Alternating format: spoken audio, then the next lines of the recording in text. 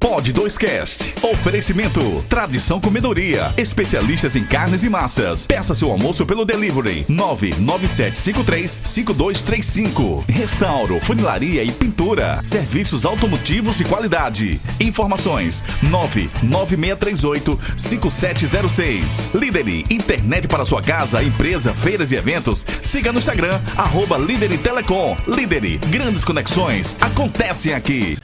Salve, salve, turma! E aí, tudo certinho? Estamos começando mais um episódio do nosso Pod 2Cast.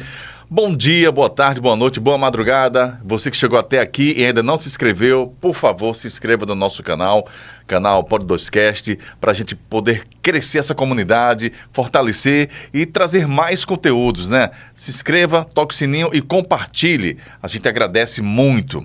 Hoje o nosso convidado traz muitas histórias e aventuras também, tá? Vamos conversar com José Luiz Simões, professor Zé Luiz, popularmente conhecido como professor Zé Luiz, da UFPE, é escritor e coordena vários projetos no Recife, e a gente vai saber um pouco mais dessa pessoa que está aqui com a gente. Muito obrigado pelo convite aceito, né? E a gente vai saber da tua história, né? O que é que você fez lá atrás, você que é paulistano, é do interior de São Paulo, né? São José dos Campos. São José dos Campos. O que é que fez o Zé Luiz vir para Pernambuco? Ô Ari, prazer enorme estar aqui no podcast. Prazer é nosso. Obrigado pelo convite. E a minha história é muito parecida, acho que com a de muitos brasileiros. Muitos brasileiros, assim, né?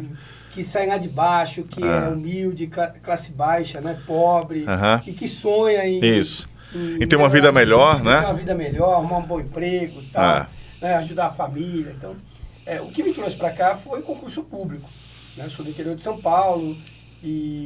Qual é a cidade? São José? São José dos Campos. É frio lá, né? Lá no inverno é muito frio. No inverno é frio pra caramba, né? Frio, chega a dar 2 graus, 5 graus, é muito frio. É muito frio. Aqui na região metropolitana... Quando chega a 20, a gente tá usando casaco. Aqui a gente não sente frio, não. Não sente nada. E aí foi o concurso público que eu fiz em 2005, para professor efetivo na Universidade Federal de Pernambuco. Foi aprovado e vim para cá. Estou já há mais de 20 anos aqui. Lecionando lá Mas você já tinha a vontade de ser professor? Já era uma ideia sua, um sonho seu? Não era um sonho de criança. Não era um sonho de criança nem de adolescente. O sonho, com o passar do tempo, né? A gente vai mudando. Sim. Né? Inclusive vai criando novos objetivos, mudando os objetivos na vida também, construindo novos sonhos. Eu acho que o legal da vida é isso, você nunca parar de sonhar, e correr atrás dos sonhos. Alguns a gente vai realizar, nem todos a gente vai conseguir realizar, mas a gente não pode parar de correr atrás dos sonhos, né? Dos objetivos. Isso. Acho que essa é a graça da vida. Quando a gente está na infância, a gente tem um sonho, né? Mas quando já vai chegar na fase da adolescência, a gente já muda os horizontes, né? Isso. Mas meu sonho, como acho que 90% dos meninos de periferia, era ser jogador de futebol profissional. 80%, né? 90% dos brasileiros. Era ser jogador de futebol profissional. Sempre gostei muito de futebol. Né? Tanto que eu tenho um projeto agora com futebol nas periferias. Vamos falar. Então era esse o sonho. Só que, veja, anos 80, início dos anos 80, ali, primeiro que eu não era muito bom de bola, então já não tinha como ser, né? E outra, eu não tinha dinheiro nem para comprar uma chuteira, minha mãe. Enfim, a primeira chuteira que eu fui comprar, eu já era adulto praticamente. Já. Então, não tinha a mínima condição de realizar esse sonho. Não tive sorte, né? Sem perspectiva nisso. Aí depois eu comecei a trabalhar já com 11 anos na feira, aí eu comecei a ter um sonho diferente. Qual era o meu sonho? De ser um comerciante, ser dono de uma barraca na feira. Sim. Era esse o sonho, né? Sim. Eu até tive, durante um período ali, eu tinha uns 16, 17 anos, foi uma experiência interessante, ganhava um dinheirinho, tinha uma barraca de biscoitos na feira, biscoito, salgadinho, biscoito de polvilho e tal, ganhava um dinheirinho, era legal. Até que um belo dia a prefeitura mudou lá a gestão e mandou acabar com uma parte das feiras livres e acabou com a minha barraca na feira. A verdade foi isso, né? Aí eu comecei a trabalhar de office boy numa farmácia. E fiquei 3 anos e pouco trabalhando até ir para o Exército. Né? Mas você teve um período também que foi garçom, não? Fui garçom. Assim que eu saí do Exército... quando você saiu do Exército, você foi garçom? Fui garçom. Foi um período ali que eu estava me preparando para ir para a universidade, estudando, né? Fazer o vestibular na época. Aí eu estava sem emprego, tinha saído do Exército, saí no mês de outubro. É muito difícil conseguir emprego em outubro, né? Mas eu consegui... Você saiu na primeira baixa? Primeira baixa. Certo. Garçom do Habib's. Você foi do Habib's, foi? Foi mesmo, rapaz? Habib's. E aí, enfim, aprendi, né, uma profissão. Fui garçom, era gostoso. O problema do garçom, pouca gente sabe. Pergunte ao garçom. É gostoso trabalhar de garçom, ganhava bastante caixinha, Sim, né? as gorjetas. Gorjeta, ganhava bastante gorjeta, ganha um dinheirinho legal, você é respeitado e tal. Mas ele fica muito tempo em pé, o garçom. É muito tempo em pé. Então, o que eu percebia? E a gente trabalhava 12 horas por dia, 10 horas por dia. 12 horas. Das 11 da manhã, começava para pegar o almoço. Isso. E ia até o fechamento do restaurante. Às 22. Um pouco mais que isso. Pouco mais, né? Sexta e sábado até meia-noite. Certo. Às vezes até 1 da manhã, na sexta e no sábado. Os outros dias era até às 22, mais ou menos. Então você ficava 10, 12 horas ali em pé, um intervalozinho de 1 hora. Mas no final do dia, todos os dias, e olha que tinha 19 anos, né? Era jovem, né? Bem fisicamente. Isso. Mas sentia, viu? Sentia a panturrilha ali doendo, ardia no final do dia, todos os dias. Então aí... Passou quanto tempo no Habib's? Então, no Habib's eu passei pouco tempo, passei 6 meses. Foi um intervalo entre eu sair do Exército e no ano seguinte entrar na universidade. Eu tive que mudar de cidade. Fui para Presidente Prudente. Interior de São Paulo também. Interior de São Paulo, é lá que eu fiz a faculdade. Só que lá eu fui fazer faculdade, só que como eu disse, eu sou de família pobre, minha mãe não tinha como mandar dinheiro para mim. Lá eu fui trabalhar de garçom também, continuei trabalhando de garçom, aos finais de semana, em buffet, em restaurante. Em eventos. Em eventos. Certo. Eu trabalhei durante um período num restaurante chinês, aos domingos. Foi mesmo? Então eu continuei trabalhando de garçom. Foi bom trabalhar com chinês? É bom, sim, adoro. Porque dizem que eles são meio carrascos, assim, né? Eles são mais rigorosos, muito né? Disciplinados. E exigem que nós brasileiros sejamos iguais a eles, né? A gente dá mais risada, a gente é diferente. Isso, né? A gente é um pouco menos disciplinado do que eles, né? Isso. Então, eles são assim, bem severos, mas é um povo muito bom. Zé Luiz, uma curiosidade.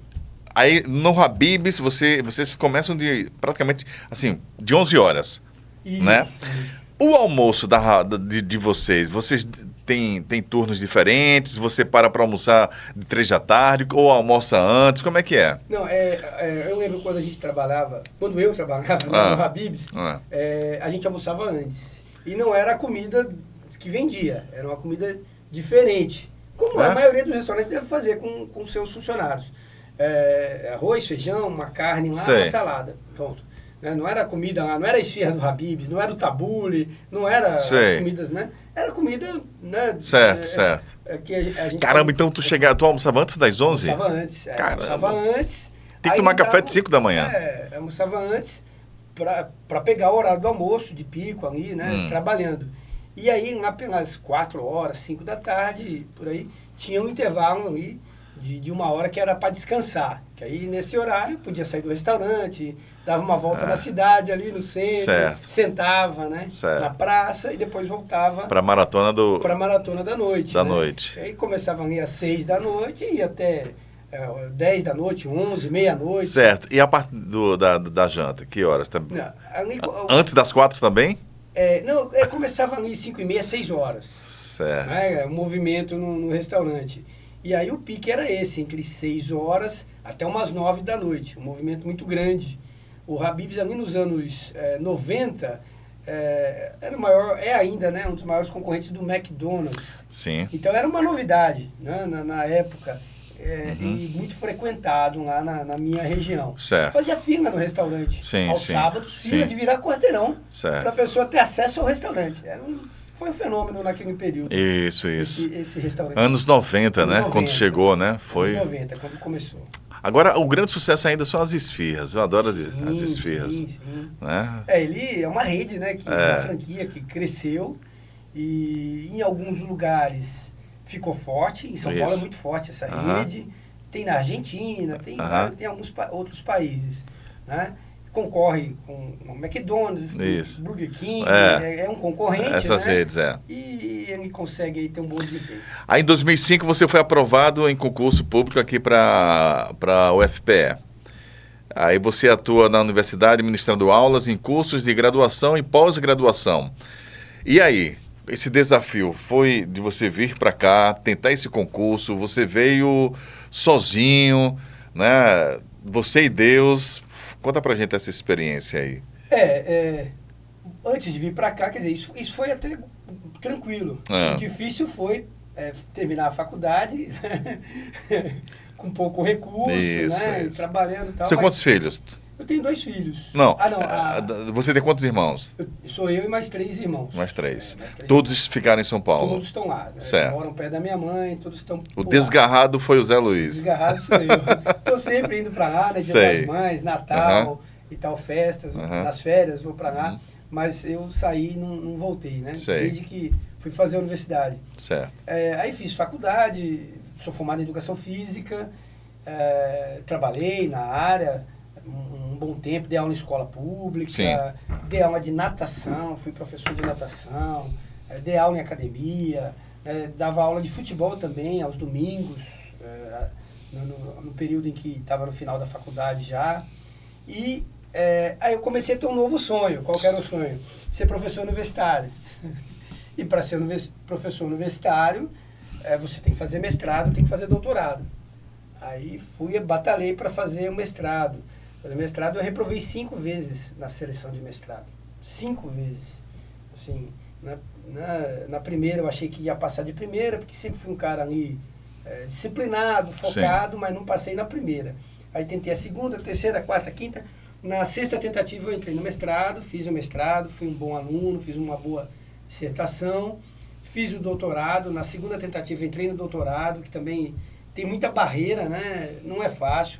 Quem quer seguir carreira acadêmica tem que ter isso como... tem que se dedicar. Sim. A palavra é essa, tem que se dedicar. Mas concluí o doutorado e depois que você termina o doutorado, aqui no Brasil, um local para você trabalhar é a universidade pública.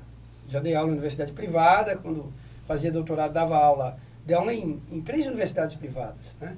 Dei aula na Unicid, lá em São Paulo, dei aula na Uniararas, uma universidade do interior de São Paulo lá. Mas você não tem nenhum incentivo, não tem nenhum apoio. E outra, a universidade privada no Brasil, o Zé Genuíno, que foi deputado federal, um tempo atrás, ele tinha uma frase que eu concordo, é um supermercado de diploma, entendeu? Infelizmente. E tem muitas, são muitas hoje. Tem muitas. Pagou, entrou, né? E aí a qualidade é questionável. Não vou dizer que são ruins. Sim. Até porque um curso superior não depende só da faculdade e nem dos professores. Sim. Depende do indivíduo. Sim. Né?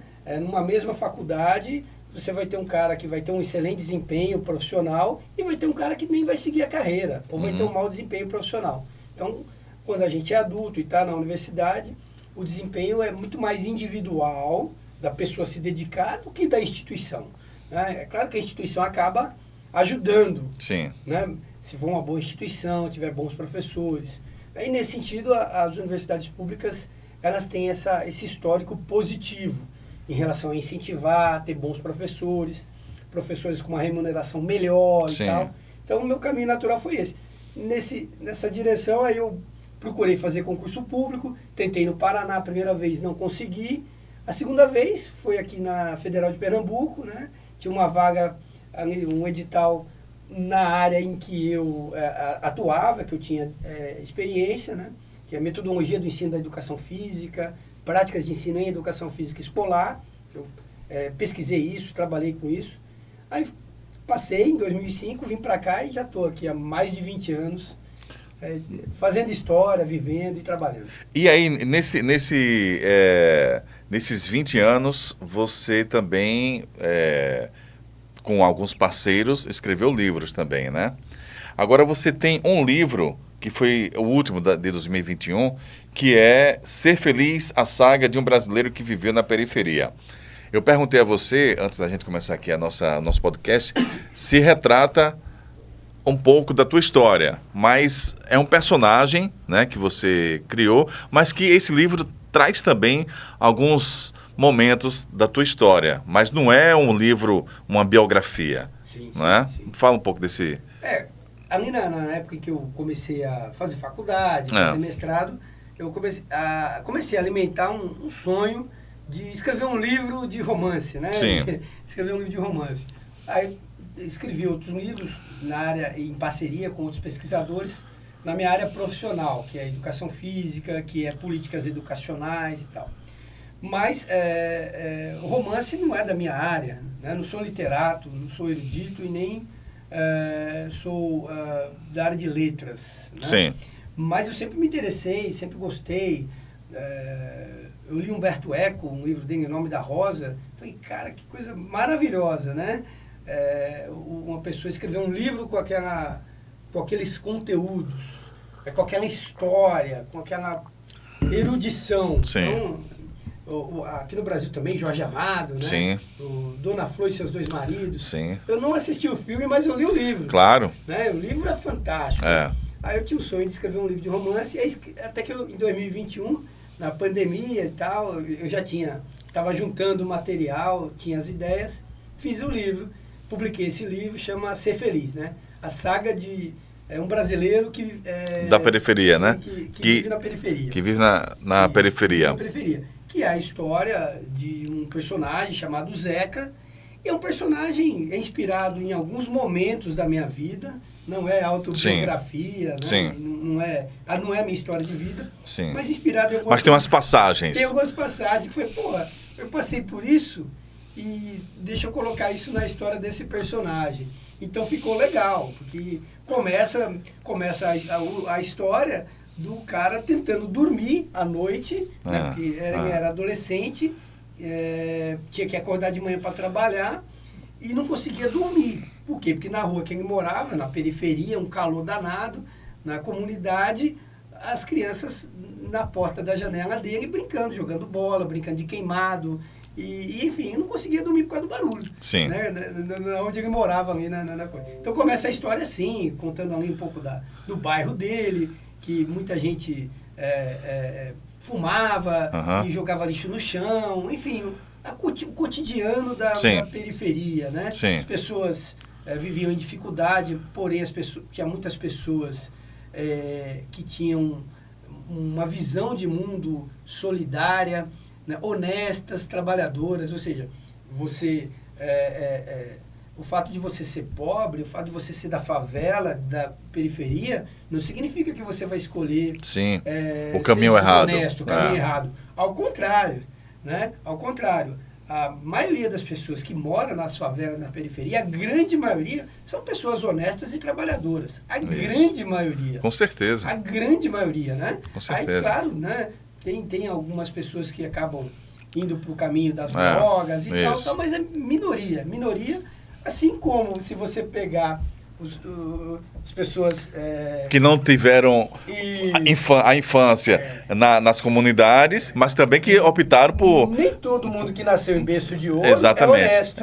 Claro. É honesto, né? Isso está no DNA de cada um. Exatamente. Não é, professor? É isso. Está no DNA de cada um. Então, esse livro conta a história desse personagem. Ele era um cara sonhador e tal. E ele queria atingir vários objetivos na vida. Alguns ele conseguiu, outros não. Né? Mas é uma história interessante. Tem um período também... Eu acho que... não sei se algumas pessoas vão se identificar com isso. Mas é um período da vida que eu passei. E também, ali quando você é mais jovem, 20 e poucos, 30 anos ali, que você... você se apaixona muito fácil. Verdade. Você se apaixona e tal, você acha que aquela paixão é pro resto da vida, você quer casar com aquela pessoa e tal. E o tempo vai passando, as coisas não são bem assim, né? Então é um personagem que se apaixonava demais. Quase toda semana ele tinha uma paixão diferente. Isso. E isso traz problemas, né? Quando você coloca as paixões, né? A emoção, tomando mais espaço na tua vida do que a razão. Do que a razão. Aí complica, né? Complica, você vai ter problema, você não foca no trabalho, não foca no estudo, aí você não evolui profissionalmente. Porque você passa a viver num mundo paralelo, né? Isso. Na função daquela paixão, né? Isso, e o tempo vai passando, a vida continua, tu tá apaixonado, esperando aquela pessoa te ligar, esperando aquela pessoa... Toca uma música, lembra daquela pessoa. Paixão é coisa gostosa, maravilhosa. Exato, não estou dizendo que é ruim, não. É muito bom a gente se apaixonar. Agora, mas precisa ser dosado, né? Precisa ser com equilíbrio, né? Quando a paixão fica desequilibrada, a vida fica desequilibrada. Exatamente. Professor, fala pra gente aí. Sim, aí esse livro foi o último, né? 2021, durante a pandemia. Eu quero que a gente vai falar sobre a sua aventura que você fez também em 2021. E aí a gente vai querer saber se não é um projeto seu também de lançar um livro sobre esse projeto que a gente vai falar daqui a pouquinho, essa aventura. Mas Pirraias da Periferia e Gradação. São 2 projetos que você idealizou, o Pirraias primeiro em 2009. Fala pra gente a respeito desse projeto que é muito bacana. O Pirraias da Periferia tem muito a ver com a minha história de vida, que eu queria ser jogador de futebol, gosto muito, até hoje jogo futebol. Torce por qual time? Esporte, eu torço pro esporte. É mesmo, Torço pro esporte. Mas você é chato também? Não. É de boa. De boa. Não sou muito de ir a estádio, gosto de assistir em casa, pela televisão. Mas que chegou aqui no estado, aí você deu uma esplanada nos 3 clubes, aí vou torcer pelo esporte. E também, se identificou com o esporte. Naquele momento eu me identifiquei com o esporte, que o Carlinhos Bala jogava no esporte. Certo. Ganhou a Copa do Brasil. Sim. 2008, Isso. Não, vou torcer pelo foi beleza. Em São Paulo, qual time? Santos. Que agora está num momento muito ruim, mas enfim. Acha que o Neymar vai para a Copa, na sua opinião? Rapaz, difícil dizer. Se for, é a última Copa dele. Né? Se ele for. Acho que depende mais dele nesses próximos 2 meses. 2 meses não, 1 mês. 1 mês, A última convocação vai ser 18 de maio. Ele tem aí 1 mês. Mas ele com a perna quebrada ainda acho que deve chamar ele. Eu acho que deve chamar ele. Deve chamar faz ele, a diferença nem ainda. Seja para ir no banco, jogar no segundo tempo, um negócio assim e tal. Porque esporte, né? Tem o aspecto físico, claro, o aspecto do talento, mas tem um elemento psicológico também, principalmente no futebol. Né? O adversário seu está ali. Aí você coloca no seu time um cara como Neymar, Cristiano Ronaldo, Messi, o adversário sente isso. Tem um elemento psicológico, por outro lado tem o Messi. Já assusta. Então, e aí o jogador começa a jogar diferente, a ficar nervoso. Né? E numa dessa você pode fazer o seu time evoluir. Você tem um nome ali, um personagem, né? Um jogador diferenciado, o Neymar né? Não tá no auge da carreira mais, mas ele é diferenciado, tem talento e tal. Com certeza. Pirraias da Periferia, como surgiu na tua... Pronto, aí a ideia foi o seguinte, eu assumi aqui como professor na Federal de Pernambuco em 2005, aí 2006, 2007, 2008 eu tive a ideia porque na época, hoje diminuiu, quase não tem isso, mas na época, ali no entorno do CAC, do Cefiche, do Centro de Educação onde eu trabalho, ficava muita criança pedindo para vigiar o carro, pedindo para lavar o carro e pedindo moeda, pedindo dinheiro, né? Aí eu falei, caramba, fazer alguma coisa, né? Não adianta, acho que essa coisa da esmola, ela não resolve o problema. Certo? Não resolve o problema. Tem que ensinar a pescar. Aí eu fiz uma reunião com os meninos, comecei a conhecer os meninos, as crianças, e fiz uma proposta, identifiquei também que vários não estavam estudando, estavam fora da escola. Alguns de família desestruturada e tal, e até por isso estavam fora da escola. E fiz um acordo com eles, cheguei a visitar algumas famílias, né? Falei, vou fazer um projeto com vocês aos finais de semana, a gente faz uma escolinha de futebol aqui dentro da universidade, só que quem não está estudando vai ter que se matricular na escola, vai ter que voltar a estudar. E quem está estudando vai ter que entregar um boletim todo final de ano para a gente acompanhar o desempenho escolar.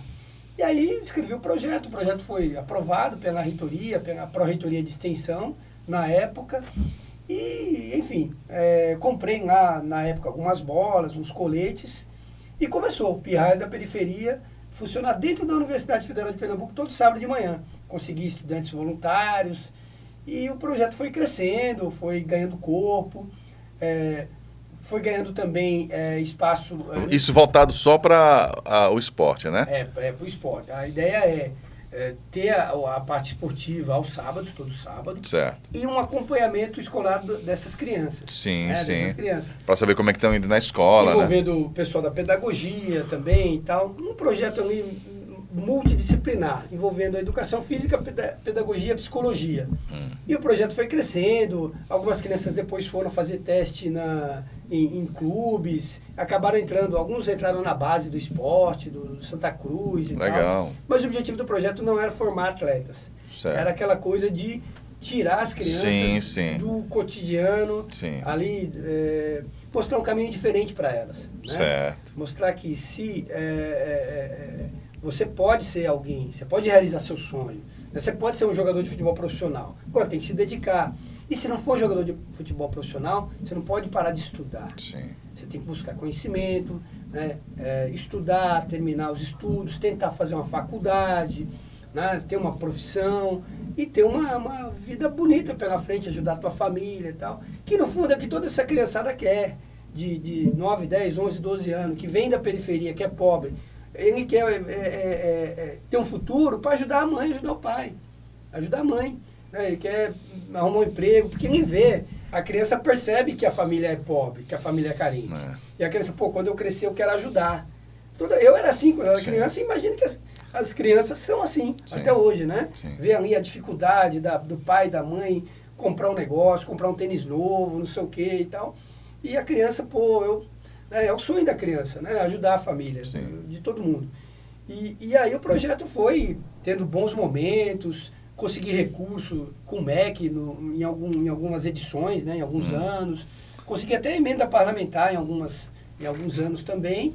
E aí, hoje cresceu o projeto, funciona em 3 lugares diferentes, no COC, funciona ali dentro da Universidade Federal de Pernambuco e em São Martim. E atende muitas crianças, centenas de crianças. Mas aquela comunidade que não faz parte desse ciclo aí, como é que faz para chegar até você? Pronto, a gente está todo sábado de manhã nesses lugares, né? Em São Martim é na Praça da Juventude. No COC é num campo de futebol que fica ao lado do Fórum Joana Bezerra. Sim, sim. Tem muita gente que não sabe onde é. Tem um muro enorme, atrás desse muro tem um campo de futebol. Nosso projeto funciona ali todo sábado de manhã, nesse campo. Acho que chama Campo do Barro, se eu não me engano. E na universidade é dentro da universidade. O projeto é gratuito, é um projeto, né, social, de extensão universitária. Basta entrar pelo Instagram da gente, @Pirraias da Periferia, e ir lá, pegar uma ficha de inscrição, preencher, autorizando o pai ou a mãe, ou o responsável, autorizando a criança a participar do projeto. É simples, não tem burocracia nenhuma, não paga nada, né? Certo. Só tem essa autorização de alguém responsável pela criança. Entendi. E levar a criança no projeto. Certo. Por enquanto só tem nós estamos nesses 3 bairros. Certo. Né? Tivemos um período lá no Morro da Conceição, só que o projeto cresceu muito lá, e aí tivemos um problema político. Por que problema político? Como o projeto cresceu muito, os políticos da cresceram os olhos. E aí proibiram a gente de usar a quadra lá no Morro da Conceição. Cara, bicho, por quê, rapaz? Boa pergunta, eu não sei te responder, entende? Então, aí o projeto acabou lá, infelizmente, né? Por conta da política, de que algumas... não vou falar nomes aqui, mas lideranças políticas que dominam aquela área não viam o projeto com bons olhos, né? Claro, porque não é dele, não né? É dele, isso. Exatamente, né? Aí a gente deu um tempo lá... Nem ajuda e atrapalha. Pois é, nem ajuda e acaba atrapalhando.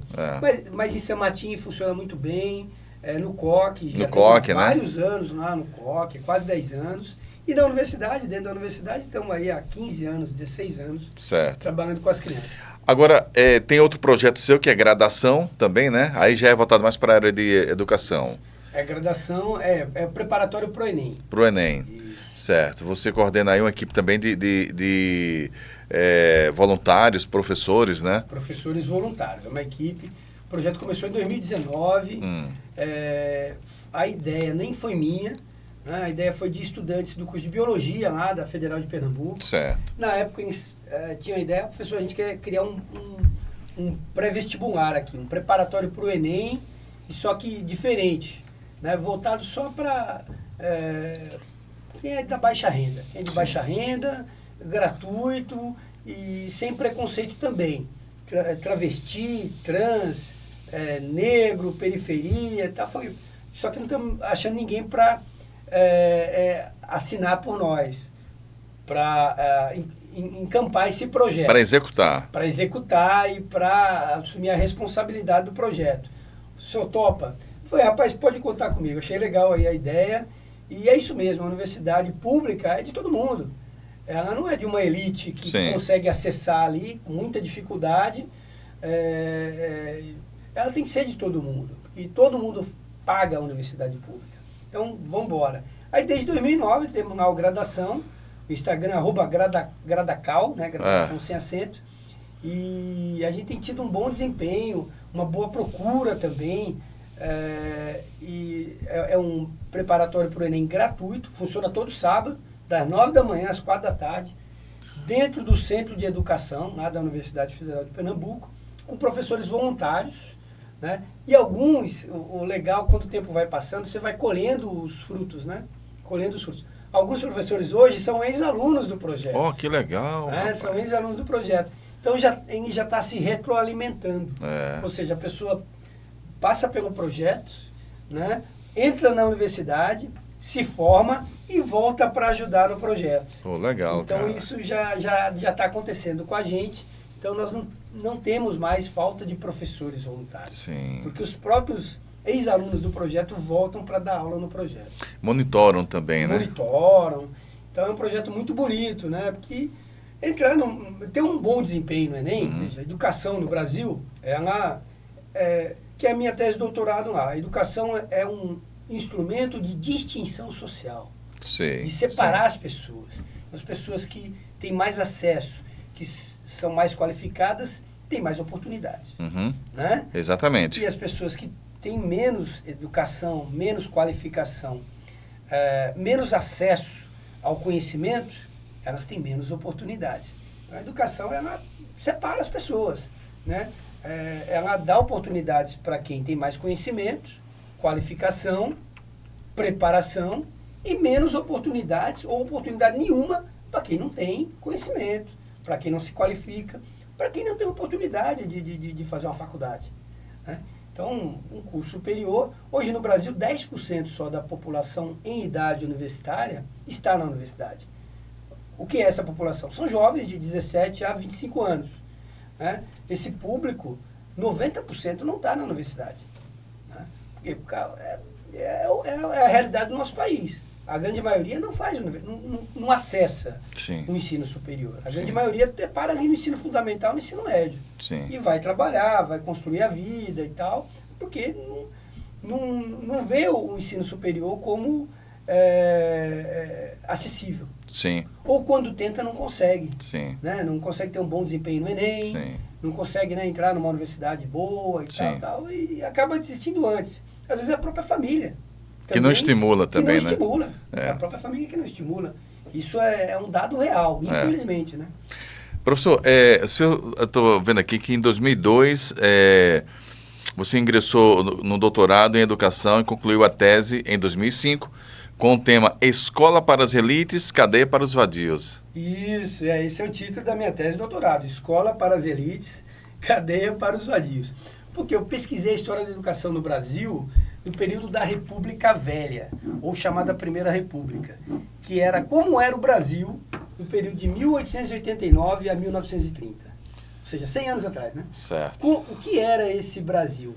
Aí eu usei como fonte principal da pesquisa jornais impressos. Porque naquela época não existia podcast, não existia internet, não existia televisão. Né? O principal meio de divulgação de informações, de comunicação, era jornal impresso. Né? Então eu pesquisei, fui à biblioteca pública na época, que aliás aqui em Recife, a biblioteca estadual tem um excelente acervo também, para pesquisadores e tal. E aí eu buscava as matérias dos jornais desse período, da República Velha, que falavam sobre educação e que falavam sobre violência. Que nesse período, violência também era um tema que me interessava como pesquisador. E aí o que eu identifiquei? Assim, o que a realidade mostrou da época? Que a educação, o acesso à escola e acesso à universidade era altamente restrito às elites, menos de 1% da população. Só as elites da cidade, os fazendeiros, filhos de fazendeiros, filhos de autoridades políticas, filhos de juízes, só esse público tinha acesso à universidade. Né? E as vagas eram pouquíssimas. Nem existia universidade privada. Né? Só tinha pública. Só pública. Poucas vagas. Então, para acessar o ensino superior, era as elites. Então, a escola para as elites, a educação para as elites. E até a escola, o que hoje a gente chama de ensino médio, né? Sim. Quando eu estudava no ensino médio, segundo grau. Chamava segundo grau. Antes era científico, enfim, cada período vai mudando. Somos da época da OSPB, né? OSPB, Organização Social. É isso, o tempo vai passando, a nomenclatura vai mudando e tal. Mas é um período, esse período que eu estudei, identifiquei que a educação era e ainda é um instrumento, né, uma ferramenta que distingue as pessoas, de distinção social, e quem é que está nas páginas policiais? Naquela época, eram os negros, né? Eram os que chamavam vadios. Usava muito esse termo na República Velha, vadios. Quem eram os vadios? A grande maioria os negros que tinham acabado de conseguir a alforria com a Lei Áurea, em 1888. Né? Certo. Eles tinham a escravidão tinha acabado no Brasil. Final do século XIX. Isso, final do século XIX. E aí não deu uma válvula de escape para essa população. Ou certo. seja, o negro ele ficou livre, mas só que preso numa outra condição social, da condição social de miserável. Né? E esse miserável fazia o que nas cidades? Fazia o que aparecia, às vezes não aparecia nada, e às vezes encontrava ali um pequeno furto, alguma coisa, ladrão de galinha, né? Para poder comer, para sobreviver. E então ainda hoje há um preconceito grande, né? Há racismo hoje, mas naquela época a legislação era outra, né? Quer dizer, o negro no Brasil era altamente vulnerável, ele sofria preconceito e a cadeia era o principal destino dessa população, entende? Por isso que o título ficou Escola para as Elites, Cadeia para os Vadios, que os negros, grande parcela da população negra, era rotulada como vadios. Início do século XX, também uma outra classe que era discriminada eram os artistas, os cantores, né? De sambistas e tal. Sim. Eles... os capoeiristas. Os capoeiristas, Os capoeiristas. Isso. Quando você estuda a história do frevo aqui em Recife, eu fiz uma pesquisa, até publiquei um artigo num congresso sobre o frevo, a história do frevo no Recife, lá no início do século XX. E o frevo foi... o que acontecia?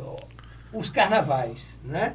No início do século XX, aconteciam nos clubes, fechados, para as elites. Para as elites, para quem tinha acesso ao clube, ali o pessoal da alta society, né? Sim. E o povão, como é que o povão... ia brincar? Ia brincar, o povão ia para a rua e brincava também. E uma parte da população era reprimida nessas festividades de rua, no carnaval de rua, né? E o frevo nasceu de uma junção entre a capoeira, né? Lembra, tanto que tem alguns passos que lembram a capoeira, e um ritmo próprio que a população na época criou, né? Sim, que sim. Fervescente, frevo vem de ferver, frevo, né? Ferver, que são passos, são movimentos corporais bem dinâmicos, bem rápidos, né? Tesoura, não sei o quê, né? E que é difícil, hein? Que é difícil, difícil. E que se tornou uma dança bonita. Eu já tenho quase mais de 100 anos, né, de frevo, alguma coisa assim. E era muito discriminado no Recife.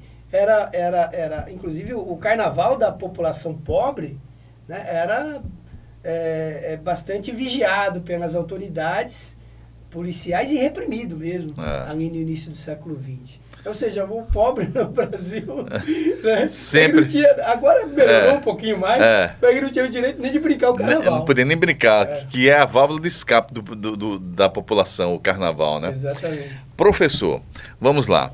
Aí, voltando para 2021, né, o período vamos gerar, da pandemia, aí você teve a ideia de se aventurar rasgando o Brasil de Recife a São Paulo de bicicleta. Como é que foi esse desafio? Como surgiu? O porquê você fez essa trajetória? Em prol de quê? Pronto, ali eu tentei juntar o útil ao agradável, formei um combo, né? Eu sempre gostei muito de bicicleta. A fome com a vontade de comer. E sempre gostei muito de andar de bicicleta. Era um sonho de criança ter uma bicicleta nova, não consegui realizar esse sonho quando eu era criança. Realizei depois de adulto, trabalhando, aí consegui comprar uma bicicleta nova. Mas enfim, e estava na pandemia, aquela coisa que não podia sair de casa, fica em casa, tal. E eu estava com saudade da minha mãe também. E, além disso, o projeto que a gente tem, o Pirrais da Periferia, veja que quem mais sofreu na pandemia foi a população pobre. Perdeu emprego, ou que era um ambulante ali, não podia sair para vender e tal. E enfim, é a nossa realidade, né? E, infelizmente. E aí eu percebi que é algo que eu já sabia, mas ficou mais evidente. As crianças, quando o projeto voltou a funcionar, elas não tinham tênis para botar no pé, né? Vinham descalças para o projeto. Eu perguntava, professor, não tem tênis, não tem chuteira, né? Aí a ideia era fazer uma campanha, né? Falei, não, vou fazer uma campanha, sei que não vai resolver o problema permanente dessas crianças, né? A pobreza você não resolve com uma atitude isolada, né? Tem que ter uma política ampla, né, e efetiva para você erradicar a pobreza. Mas eu vou fazer alguma coisa. Então, vou fazer a minha parte. Vou fazer a minha parte. Vou fazer uma campanha, pelo menos um tênis para essas crianças passar um Natal mais feliz, aí eu vou conseguir, né? Aí eu usei minhas redes sociais, principalmente o Instagram, para ir divulgando essa viagem, né? Sim. Aí eu saí de Recife de bicicleta no dia 22 de novembro de 2021 e fui parar em São José dos Campos no dia 12 de dezembro. 21 dias. 21 dias. Aí durante a viagem, todo dia à noite eu fazia uma live, eu pedia doação de tênis, de chuteira, dizia que era para o projeto. A gente fez um festival com as crianças quando eu voltei de viagem, e com o objetivo concluído, com um carro cheio de doações que a gente conseguiu, né? Aí fui distribuindo aos poucos os tênis, as chuteiras para as crianças. Agradeci muito na época. Com as crianças que já faziam parte desse projeto, né? Para as crianças do projeto Certo. Pirrais da Periferia. A gente distribuiu todos os tênis, chuteiras, fizemos uma festa danada quando a gente voltou com essas crianças. Então foi uma viagem muito legal, atingi o objetivo, cheguei com saúde, emagreci 4 quilos, né? Perdi 4 quilos. Eu esperava perder mais. Perdi 4 quilos, né? E conheci melhor o meu próprio corpo, eu acho que isso é legal. Testei o teu limite, né? Testei limites físicos, né? Psicológicos também, sim, mentais.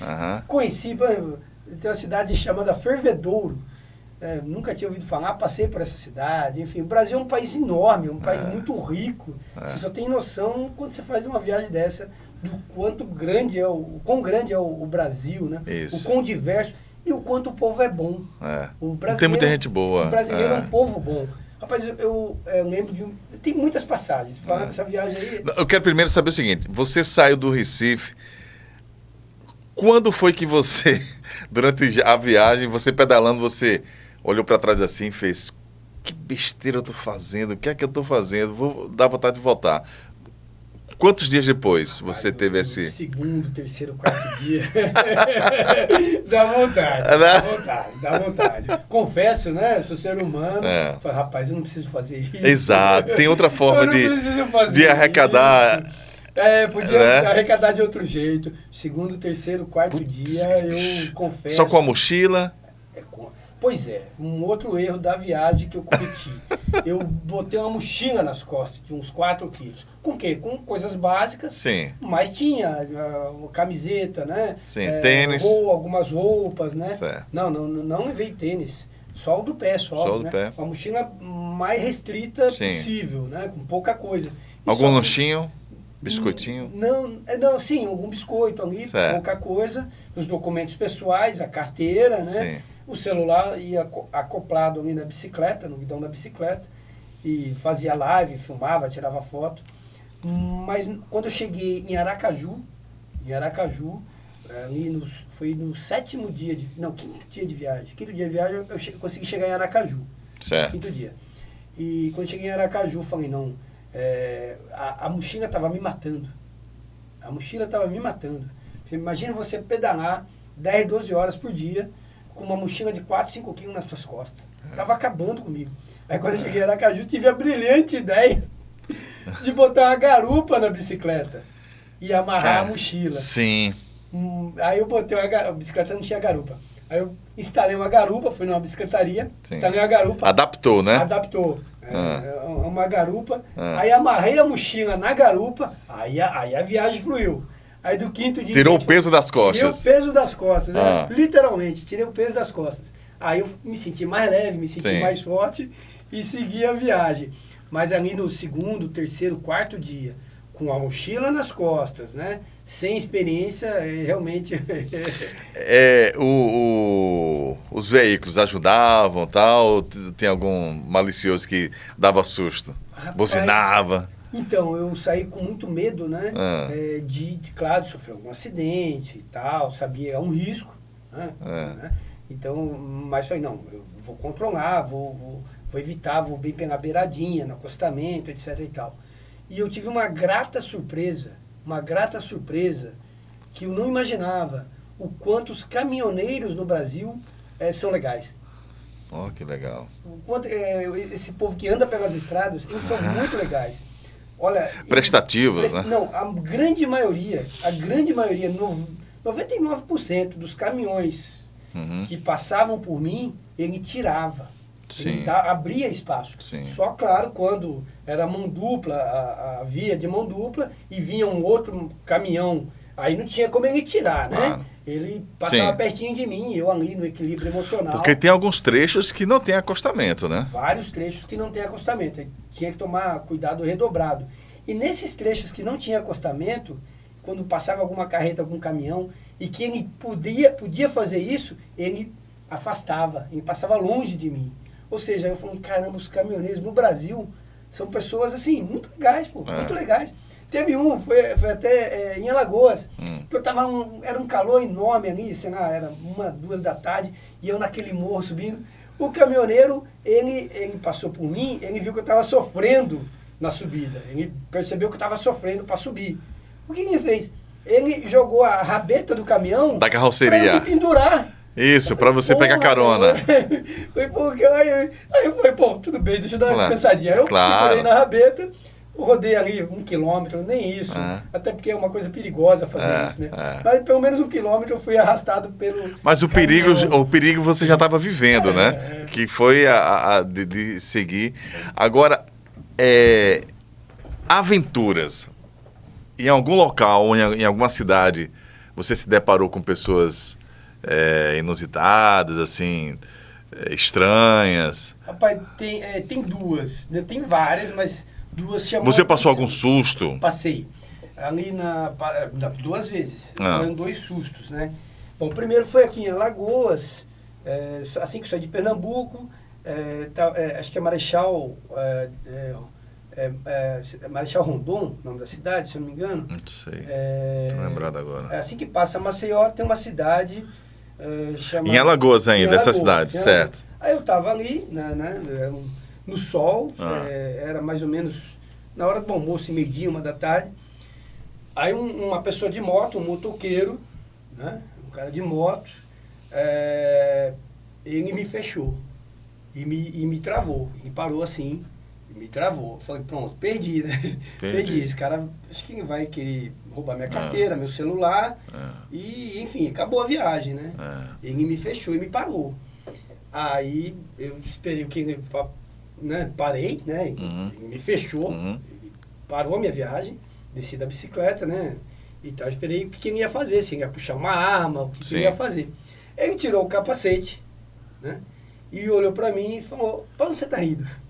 Eu falei, não, tô indo para São Paulo. Eu falei, como que você tá indo para São Paulo? Eu falei, tô indo para São Paulo, saí de Recife, tal. Contei a história, tô viajando para um projeto aí, tentar arrecadar tênis para as crianças e tal. Aí ele olhou para mim e falou, rapaz, mas você é muito bonito. Como é que é, rapaz? Pois é. Eu falei, obrigado. Aí, eu falei, você deve sair com uma mulher em cada cidade. Aí ele falou assim pra mim. Falei, rapaz, eu não tô com esse pensamento não, porque eu tô viajando, eu venho com uma bicicleta, aqui é um projeto social, né, e tal, não tô com esse objetivo, não tenho com tempo nem para pensar nisso, eu tô fazendo a viagem. Aí ele falou assim, não, porque pô, você é boa pinta e tal, você não quer ir pro matinho comigo? Pô, bicho, o cara me diz isso, 1 da tarde, em Alagoas, um sol danado, eu pedalando. Eu falei, olhei pra ele e falei, rapaz... Você me mata de susto. Achei que ele ia me roubar. E ainda vem com uma proposta indecente dessa. Eu queria pro matinho. Eu falei, não, pô, obrigado, desculpa aí, mas, né, eu tô viajando e tal. Aí ele respeitou, botou o capacete e foi-se embora. Cara, bicho. Esse foi o primeiro susto que você tomou. Foi um susto, porque eu achei que ele ia me roubar. Claro. Né, fazer alguma coisa ali mais grave. Agora, não me convidar para ir para um matinho, um negócio esquisito, né? Mas, enfim. E um outro susto foi um pouco parecido com isso, mas aí foi... Esse susto foi em Alagoas, certo? O outro foi na Bahia. Na Bahia. Na Bahia. Aí é o seguinte, aí esse foi até mais grave, que eu tava pedalando, aquela coisa, né?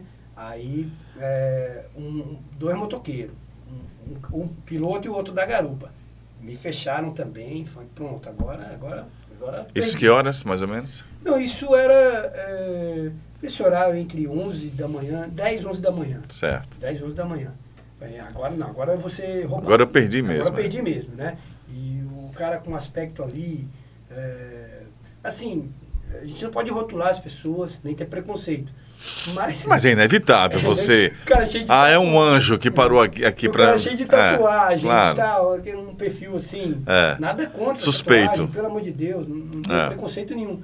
Mas Mas você só pensa nisso, cara. Dois homens, né? Numa moto, né? Porque o cara vai me parar. Aí o cara me parou, falei, agora perdi. Esse cara vai tirar uma arma, tá em dois, vai pegar a minha bicicleta, vai meus pertences e tchau. E tchau. Pronto. Caramba, bicho. Aí os caras me pararam, né? Aí eu parei a bicicleta, aí tá indo pra onde? Eu falei, não, aí eu comecei a contar a história. Eu falei, não, você é de Recife. Como que você saiu de Recife? Não, você é de Recife, projeto com criança, tal, né? Arrecadar tênis, chuteira. Aí o cara me disse o seguinte, um dos caras da moto, não, a gente tá indo pra Taubaté, de moto. Que Taubaté é interior de São Paulo também. Visitar uns parceiros do presídio. Os passas. Os parceiros do presídio e tal. Pô, mas aí ele falou assim, o quê? Professor, massa o projeto. Eu acho que os caras queriam me roubar. Eu acho que tinha alguma ideia, não sei. Mas na hora mudaram de ideia. Pronto, mudaram de ideia. Não, legal, pô, parabéns, massa o seu projeto. Força aí, se precisar de alguma coisa, ó. Pega o zap da gente aqui, não sei o que e tal, que a gente vai pra estrada também. Só que a gente vai chegar antes, porque a gente tá indo de moto e tal. Aí me cumprimentaram, tirou uma foto junto, um negócio legal, né? Aí quando foi numa cidade em Minas Gerais, eu encontrei esses caras de novo. Foi mesmo, velho? Eu encontrei esses caras de novo, eu tava passando com a bicicleta com o pneu furado. Numa cidade chamada Governador Valadares. Isso. Aliás, eu acho que é uma das cidades que mais... Eu já passei por lá, que tem mais bicicletas no Brasil, velho. Impressionante. Governador Valadares. É uma cidade plana, né? Não tem muito morro e tal. Agora, a bicicleta tem ali, viu? Muita bicicleta. Aí eu passei com o pneu furado, era à noite, 7 da noite. Você pela beira da estrada, acostamento? Não, dentro da cidade. Dentro da cidade? Na estrada, mas dentro da cidade de Governador Valadares. Aí os caras estavam na lanchonete, esses dois caras, que me pararam de moto. Olha pra ele. O professor tá passando aqui, chegou aqui já? Eu falei, porra, eu cheguei e tal, só que o pneu furou e tal. pô, o pneu furou, tá, tem uma borracharia ali, não sei o que e tal. Ou seja, eu quase que fiquei amigo dos caras. Vem cá, toma um negócio com a gente aqui, uma cerveja aqui com a gente. Caramba! E aí, teve que tomar... Eu tomei a cerveja com eles, conversou, não, professor, gente boa pra caramba e tal. E fui-me embora. Mas enfim, é muita história, pô, é muita história, é um negócio... E o povo brasileiro é maravilhoso. Teve uma também na cidade, em Aracaju? Em Sergipe? Não, foi o seguinte, eu desci um morro enorme em Sergipe, não me lembro o nome da cidade. Cristinápolis. Né? Eu estava subindo o morro, já era quase 8 da noite, enorme a subida, cheguei muito cansado na cidade. Eu falei, não, aqui eu vou dormir, vou arrumar alguma pousada. E assim que eu entrei na cidade, Cristinápolis, ou Cristianópolis, eu acho. Cristianópolis. Cristianópolis é uma cidade muito pequena ali de Sergipe, e a BR passa no meio muito da cidade. Frio, não, calor. Quente. A BR passa no meio da cidade, né? E aí, como eu cheguei bastante cansado, tinha acabado de vencer uma serra, parei no primeiro estabelecimento comercial para beber alguma coisa, comer alguma coisa e procurar algum lugar para dormir. E nisso eu entrei nesse estabelecimento, tinha vários homens ali, jogando carta, bebendo, né? Sim. Ali, mas eu cheguei ali, bem ciclista, com o capacete, não sei o que, de bermuda. Aí tinha um cara ali, meio que na cabeceira da mesa, viu eu chegando, viu eu entrando, e perguntou o que eu estava fazendo ali. Eu falei, não, eu estou viajando de bicicleta. Como viajando de bicicleta? Aí eu contei a história, falei que estava parando para beber água, para comer e tal. Aí ele falou, não, pô, conta aí mais da tua história. Quem é você? Eu falei que eu era professor e tal, e estava fazendo a viagem para arrecadar tênis para a criançada, não sei o que e tal. Aí o cara falou, não, peraí, então vou resolver tua vida aqui na cidade. Aí ele mandou ajeitar uma janta ali para mim na lanchonete, né? Tal, traz água de coco fresca para o professor. Depois esse cara manda aqui no negócio. E arrumou uma pousada para eu dormir. Não, ligou lá, fiquei na pousada, ele pagou a pousada para mim. Aí depois eu percebi, achei esquisito, né? Mas o cara era o traficante da cidade. Realmente ele mandava na cidade. Ele mandava na cidade. Era o dono da cidade. Nem o prefeito mandava. Mandava mais que o prefeito. Caramba, velho. O traficantezão da cidade e tal, porque queria saber o que eu parei ali, né? Aí entrei num estabelecimento. Mas como você ficou sabendo que ele era traficante? Você viu o sinal. Claro. Você percebe. O prefeito ele não era, né? Não, claro. E ele era que mandava em tudo. Sem ser o prefeito. Tem todo esse poder aqui na cidade. Tá muito esquisito, né? Tá muito esquisito. Mas, e no outro dia você saiu, encontrou ele novamente? Não saí. Para agradecer e tal? Não, eu agradeci ele mesmo. No momento mesmo. Eu agradeci muito. Ele foi muito legal comigo. E tá falando, pessoal, sai da cidade, precisa de alguma coisa aqui e tal. Vem aqui nesse ponto aqui que eu tô aqui. E tal. Falei, não, beleza, obrigado. Que massa, rapaz. É isso. E aí, chegando lá, várias serras você enfrentou, né? Várias subidas. Venceu todas ou teve alguma que você arregou, teve que subir puxando a bicicleta? Não venci todas, é impossível, né? Eu tentei, né? Eu venci a maioria das subidas, mas algumas eu tive que descer da bicicleta e empurrar, não tem como. E uma delas, eu não lembro o nome da serra, mas é a divisa de Rio de Janeiro para São Paulo. É uma subida ali que eu acho que dá quase 6 quilômetros de subida, né? É um negócio incrível, você olha que subida e fala, não, eu não sei o nome da serra, né? É enorme. E em Minas Gerais, é um estado que é muita subida. Minas tem demais. Montanha, é demais. É muita serra mesmo. E algumas, quer dizer, é um desafio, né? Um desafio físico, mental também. Eu acho que é um combo, é um desafio físico e mental. Mais mental, eu diria, do que físico. Eu acho que é mais mental, Professor, a questão do GPS. Tem lugar que deve bugar da internet, assim, de sinal, né? Que não tem, né? Eu te digo que a maioria dos lugares é bugado na estrada, né? Quando você está fora de alguma cidade, né? No meio da estrada. Quando vai chegando próximo da cidade, aí a internet começa a funcionar, o GPS começa a funcionar. Mas quando você está fora da rota ou da proximidade de alguma cidade, Bom, é algo que precisa melhorar no Brasil, né? Imagine, pô, você está num lugar mais afastado e a internet não funciona, a GPS não funciona, isso é muito ruim. Então, isso, às vezes, atrapalhou até de, por exemplo, não tinha como mandar a localização e tal. Às vezes tinha alguém, por exemplo, alguns amigos ficaram preocupados comigo, né? Por isso que todo dia à noite eu fazia uma live e tal.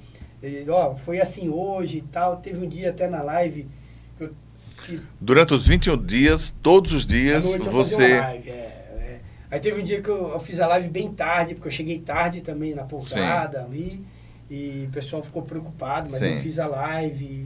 Sua mãe estava sabendo também dessa sua aventura? Minha mãe não estava sabendo. Certo. E era bom que ela não soubesse. E como ela não tem redes sociais, não tem celular, ia ficar... ela ficou sem saber. Isso. Ela ficou sabendo quando eu cheguei lá. É isso que eu queria saber. Legal. Foi bonito. Mãe! Foi bonito, foi emocionante. Ela falou, não, você tem muita coragem e tal. Foi obrigado. Pronto, aí missão cumprida, né? Chegando lá em São José dos Campos, né? Isso. Aí voltou de avião. Voltei de avião. E aí, essa sua peregrinação, a gente acompanha, a gente tem acesso lá no teu canal, né? No Instagram, né? No Instagram tem lá um arquivo, tem lá... Professor Zé Luiz. Professor Zé Simples Luiz, assim. Isso. Tem todos os arquivos lá. Tem todos os arquivos lá, muita foto, vídeos. As lives também, acho que estão lá disponíveis, né? Agora, vamos lá. Por que você ainda não pensou em fazer um livro sobre esses 21 dias Recife, São Paulo? Não, que dá uma história muito legal, cara. Dá uma história legal. Você tem fotos, tem né? Fotos. Tem fotos, tem, né, os vídeos. Claro que num livro você não vai botar o vídeo, mas você bota as fotos, né? Não, eu vou fazer, talvez, acho que para 2027. Né? Porque para escrever um livro você tem que parar, se dedicar, fazer uma boa escrita, né? Sim. Ter um bom roteiro, um plano. Você escrever um bom livro, você tem que ter um plano para escrever esse livro, né? Tem que ter um roteiro. Então, eu vou fazer sim, já me cobraram isso, inclusive. Já pensou em nome, o título assim do livro? Não pensei em título ainda, né? Mas eu acho que é legal divulgar essa história, ter ela impressa, né? Poder compartilhar ela. Vou fazer sim, porque acho que... Vale a pena retratar isso, né? Vale a pena. Tem coragem de enfrentar outro desafio nesse sentido?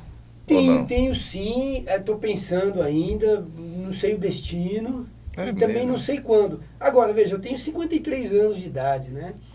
Quero fazer isso antes dos 60 anos. Por quê? Porque é uma questão prática, né? Uma questão física, biológica. Depois dos 60 anos, por mais que eu tenha, espero, desejo ter saúde, mas fica mais difícil. Não é tão simples assim.